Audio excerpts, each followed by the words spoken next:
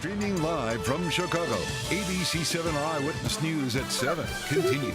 It is Money Saving Monday here at ABC 7, and this morning we are talking all about how to get started if you're trying to save some money. Yeah, a recent bank rate survey suggests fewer than half of Americans would have enough money to cover an emergency.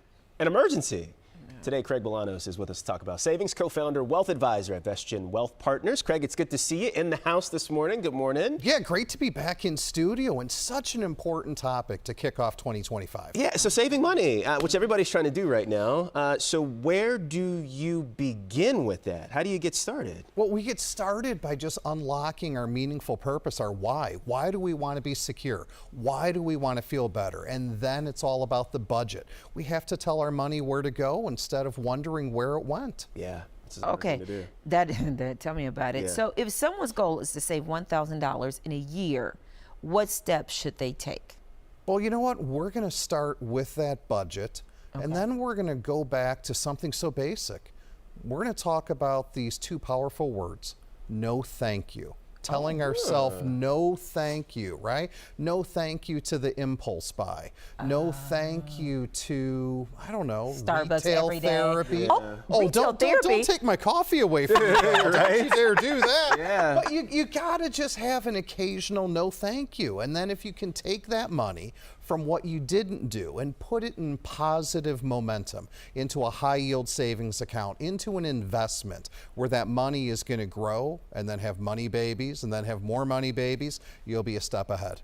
Yeah, Like that. yeah, Money it makes a babies. good point. Right, I like that.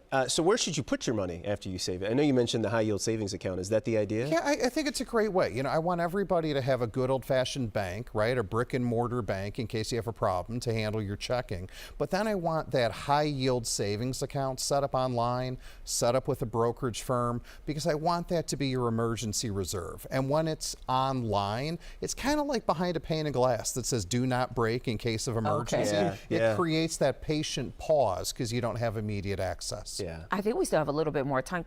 I want you to elaborate because Mallory wants to know this information. How does a high yield savings account work versus a regular savings account? Well, you know, what you're going to find is this. You're going to find a world of high yield savings. They're FDIC insured, or they're money market mutual funds, where you're getting 4 to 4.5% interest, and 4 to 4.5% interest is fantastic, especially in an inflationary world. Does that happen monthly? You'll get that, or like over the term or over the length that it's in that high yield savings account? Yeah, so if I had $10,000 in a high yield savings account, that effectively means I'm going to earn $400 to $450 a year worth of interest, or around $37.50 a month. And is this how people are becoming multi-millionaires? Is it just saving money and letting the interest compound over time? And I mean, I only ask because I see these big houses up on the North Shore, and I think there can't be that many CEOs in the world. There's got to be a way